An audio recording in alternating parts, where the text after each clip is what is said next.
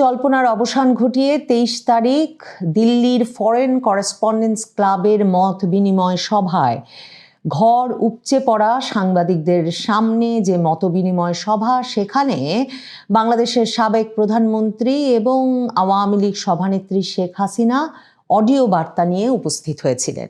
সেই অডিও বার্তায় তিনি বাংলাদেশের নারী পুরুষ, বাংলাদেশের সাহসী নারী পুরুষ, খেটে খাওয়া সৎ মানুষদের উদ্দেশ্যে বাংলাদেশকে ফেরত নেওয়ার জন্যে যে অন্ধকারতম সময় বাংলাদেশ পার করছে, যে নৈরাজ্যকর পরিস্থিতি বাংলাদেশ পার করছে, যে রক্তাক্ত অধ্যায় বাংলাদেশ পার করছে, এই শব্দগুলো নানাভাবে তিনি ব্যবহার করে বলেছেন যে এই ডার্কেস্ট আওয়ার পার করে বাংলাদেশকে আবারও সমৃদ্ধির পথে, উন্নয়নের পথে নিয়ে যাওয়ার জন্যে বাংলাদেশের জনগণের উদ্দেশ্যে তিনি 5 দফা বাস্তবায়নের ডাক দিয়েছেন। তিনি 5 দফা অ্যাকশন পয়েন্ট ঘোষণা করেছেন। তিনি বলেছেন যে বাংলাদেশটা একটা রীতিমতো বাংলাদেশের রক্তক্ষয় হচ্ছে, Bangladesh is bleeding and on edge of abyss, মানে একেবারে ধ্বংসের দ্বার প্রান্তে পৌঁছে গেছে বাংলাদেশ। শেখ হাসিনা এই অনলাইন অডিও বার্তায় বলেন যে বাংলাদেশের এমন একটা বিপর্যস্ত অবস্থা, রক্ত ঝরছে বাংলাদেশের, এবং মনে হচ্ছে বাংলাদেশ তার ইতিহাসের সবচেয়ে ভয়াবহ দুঃসময়টা এই সময়ে পার করছে। এবং তিনি বলেন যে যেই বাংলাদেশ একটা গৌরবময় মুক্তিযুদ্ধের মাধ্যমে স্বাধীনতা অর্জন করেছিল, সেই বাংলাদেশ এখন ভয়াবহভাবে বিপর্যস্ত, ক্ষতবিক্ষত হচ্ছে চরমপন্থী সাম্প্রদায়িক গোষ্ঠী এবং বিদেশি অপশক্তির অনুচরদের দ্বারা। তিনি সরাসরি তার পুরো বক্তৃতায় অন্তর্বর্তীকালীন সরকারের প্রধান ডক্টর মোহাম্মদ ইউনূসকে দায়ী করেছেন। ডক্টর মোহাম্মদ ইউনূসকে তিনি তার বক্তব্যে বাংলাদেশের এই দশার জন্য দায়ী করেছেন। শুধু তাই নয়, তিনি তাকে সুদখোর, অর্থ জালিয়াতিকারী, লুটপাটকারী, দুর্নীতিবাজ এবং ক্ষমতালোভী, বিশ্বাসঘাতক, দেশদ্রোহী হিসেবে উল্লেখ করে বলেছেন যে ইউনূস সরকারের অপসারণ ঘটানোই এখন বাংলাদেশে গণতন্ত্র পুনরুদ্ধার এবং বাংলাদেশকে আবার সঠিক পথে ফিরিয়ে আনার জন্যে প্রথম পদক্ষেপ হিসেবে বিবেচিত হতে হবে। শেখ হাসিনা তার যে বক্তৃতা, সেখানে বারবার বাংলাদেশটা যে একেবারে একরকমের মানে এক্সট্রিমিস্টদের হাতে, চরমপন্থীদের হাতে হাতছাড়া হয়ে গেছে, সে কথাটা বলেছেন যে একটা মানে সুন্দর দেশ, একটা নির্মল সুন্দর দেশ, উর্বর ভূমি যে দেশে আছে, সেরকম একটা ফার্টাইল ল্যান্ড, সেই দেশটা একটা ক্ষতবিক্ষত হয়েছে, উন্ডেড হয়েছে। সে দেশটা একটা রক্তাক্ত জনপদে পরিণত হয়েছে এবং পুরো দেশটাই একটা বিরাট কারাগার, ভাস্ট প্রিজন, একটা জল্লাদখানা এবং একটা মৃত্যুপুরীতে পরিণত হয়েছে। এমন একটা হতাশাজনক পরিস্থিতিতে একমাত্র বাংলাদেশের জনগণই দেশটাকে আবার ফেরত নিতে পারবে এবং দেশটাকে আবারও ফেরত নেওয়ার জন্যে আওয়ামী লীগ সভানেত্রী শেখ হাসিনা 5 দফার ডাক দিয়েছেন। সেই 5 দফার প্রথম দফায় তিনি বলেছেন, 5 দফার প্রথম দফায় এই অন্ধকারতম সময়ের অবসান ঘটাতে, এই ডার্কেস্ট আওয়ারের অবসান ঘটাতে ইউনূস সরকারের অপসারণ করে গণতন্ত্র পুনরুদ্ধার করতে হবে। যা বাংলাদেশে ইউনূস সরকার থাকতে কখনোই একটা সুষ্ঠু অবাধ নির্বাচন হতে পারবে না। কাজেই শেখ হাসিনা বলেছেন 5 দফার প্রথম দফা হিসেবে ইউনূস সরকারের অপসারণ ঘটিয়ে গণতন্ত্র পুনরুদ্ধার এবং অপসারণের পরে আওয়ামী লীগ সহ একটা নির্বাচন অনুষ্ঠানের পথে হাঁটতে হবে। দ্বিতীয় দফায় তিনি বলেছেন প্রতিদিনের সহিংসতা বন্ধ করতে হবে, নৈরাজ্য বন্ধ করতে হবে, বাংলাদেশে স্থিতিশীলতা ফিরিয়ে আনতে হবে এবং প্রশাসনকে সক্রিয় করতে হবে, যাতে বাংলাদেশে যে অর্থনৈতিক কর্মকাণ্ডে বাংলাদেশ যে একটা ভাইব্রেন্ট দেশ ছিল, বাংলাদেশ যে একটা প্রবৃদ্ধিময় দেশে পরিণত হয়েছিল, সেই অর্থনৈতিক কর্মকাণ্ড আবারও যাতে চালু হতে পারে, সেজন্যে এই নৈরাজ্য, এই সহিংসতা, প্রতিদিনের রক্তপাত বন্ধ করতে হবে। তৃতীয় দফায় তিনি বলেছেন যে সংখ্যালঘু সম্প্রদায়, নারী এবং কন্যা শিশু তাদেরকে সর্বোচ্চ সুরক্ষা দিতে হবে। শেখ হাসিনা বলেছেন যে যারা সবচেয়ে ভালনারেবল তাদেরকে একদম আয়রন ক্ল্যাড সুরক্ষা দিতে হবে। এবং তৃতীয় দফায় তার দাবি হচ্ছে যে প্রায়শই আমরা এখন বাংলাদেশে দেখছি যে মানুষ তার পরিচয় এবং বিশ্বাসের জন্যে আক্রমণের লক্ষ্যবস্তুতে পরিণত হচ্ছে। এটা বন্ধ করতে হবে। সকল নাগরিক যাতে নিরাপদ বোধ করতে পারে এমন একটা পরিস্থিতি তৈরি করতে হবে বাংলাদেশে। শেখ হাসিনা তার বক্তব্যে 5 দফার 4র্থ দফায় বলেছেন যে সব সাংবাদিক, আওয়ামী লীগ নেতা, কর্মী, সমর্থকদের বিরুদ্ধে যত অবৈধ মিথ্যা মামলা সেগুলো প্রত্যাহার করতে হবে এবং ন্যায় বিচার নিশ্চিত করে আদালতের প্রতি বিশ্বাস এবং আদালতের যে মহান দায়িত্ব সেই দায়িত্বে তাকে ফিরিয়ে আনতে হবে এবং আদালতের প্রতি বিশ্বাস পুনঃপ্রতিষ্ঠিত করতে হবে।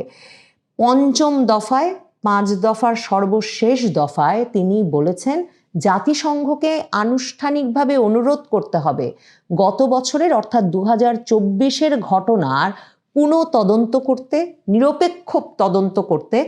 এবং এটা খুব গুরুত্বপূর্ণ যে শেখ হাসিনা এখন পাল্টা জাতিসংঘ মানবাধিকার কমিশনের একটা রিপোর্ট ইউনূস সরকার করিয়েছে, যেটা আওয়ামী লীগ প্রমাণ করেছে যে যেটা অনানুষ্ঠানিকভাবে একটা রিপোর্ট করানো হয়েছে ভলকার তুর্কের মানবাধিকার কমিশন দিয়ে। এবং সেই রিপোর্টটাতে যেহেতু সকল পক্ষের সকল মতামত নেওয়া হয়নি এবং আওয়ামী লীগ এখন সরাসরি প্রশ্ন করছে যে 1400 জন হত্যা হয়েছে বলে জাতিসংঘ হঠাৎ করে এ সংখ্যা নিয়ে হাজির হয়েছে জাতিসংঘ রিপোর্টে, কিন্তু সরকার এখনো 800 850-র বেশি নিহতের তালিকা করতে পারেনি। কোথা থেকে 1400 সংখ্যা এলো? তাহলে 5ই আগস্ট থেকে 15ই আগস্ট যারা নিহত হলেন তারা কারা? তারপর আওয়ামী লীগ প্রশ্ন করছে যে 5ই আগস্ট পর্যন্ত পুলিশ সদস্য যারা নিহত হলেন, আওয়ামী লীগের নেতাকর্মী যারা নিহত হলেন, তারা কেন সেই তালিকাভুক্ত হচ্ছেন না? তাদের মৃত্যুর কাদের হাতে ঘটলো, কিভাবে ঘটতে পারলো, সেগুলোর কেন তদন্ত হচ্ছে না? এই প্রশ্নগুলো আওয়ামী লীগ ক্রমাগতভাবে তুলে আসছিল। কিন্তু শেখ হাসিনা আজকে যে 5 দফা দিলেন 23শে জানুয়ারি দিল্লিতে, যে 5 দফা তিনি তার নিজের দেশের নাগরিকদের উদ্দেশ্যে ঘোষণা করলেন, সেখানে সরাসরি 5ম দফায় তিনি বলেছেন জাতিসংঘকে আমন্ত্রণ করতে হবে, আহ্বান জানাতে হবে 2024-এ বাংলাদেশে ঘটে যাওয়া ঘটনাগুলির বিষয়ে একটা নিরপেক্ষ এবং পূর্ণাঙ্গ তদন্ত করার। শেখ হাসিনা বলেছেন যে বাংলাদেশের মানুষের পূর্ণাঙ্গ সত্য জানার অধিকার আছে, যাতে আমরা সকলেই আবার একে অপরের সঙ্গে সমঝোতার ভিত্তিতে একরকম সকল ক্ষয়ক্ষতির ধকল সামলে উঠে সামনে অগ্রসর হতে পারি। তিনি বলেছেন রিকনসাইল, হিল, মুভ অন। এই পুরো প্রক্রিয়াটা যাতে সম্পূর্ণ হয় সে কারণে পূর্ণাঙ্গ সত্য জানা অত্যন্ত গুরুত্বপূর্ণ, সেটা উল্লেখ করে শেখ হাসিনা জাতিসংঘকে পূর্ণাঙ্গ তদন্ত করার আহ্বান জানিয়েছেন। শেখ হাসিনা তার বক্তব্যে বলেছেন যে এই যে যেখানেই কান পাতা যায় সেখানেই লোকের এই যে ব্যাপক ধ্বংসযজ্ঞ চলেছে বাংলাদেশে, সেই ধ্বংসযজ্ঞের মধ্যে লোকে কোনো ক্রমে টিকে থাকার জন্যে, বেঁচে থাকার জন্য ব্যাপক সংগ্রাম করছে। সেই আর্তনাদ বাংলাদেশের সর্বত্র কান পাতলেই শোনা যাচ্ছে। এবং তিনি বলেছেন যে বাংলাদেশের সর্বত্র লোকে জীবনের জন্যে, লোকে একটু স্বস্তির জন্য এখন আর্তনাদ করছে, heart rending screams for relief.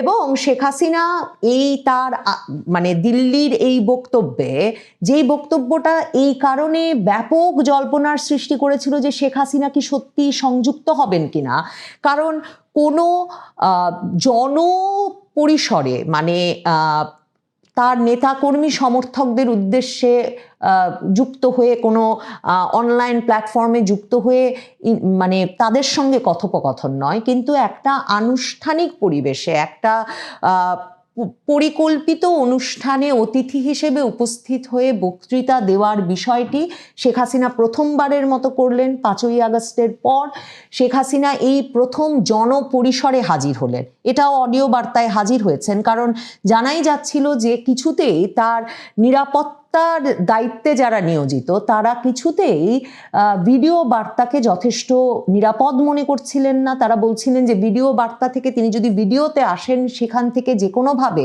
যে কেউ হয়তো তার লোকেশন বের করে ফেলতে পারবে, কাজেই তিনি অডিও বার্তাতেই হাজির হয়েছেন।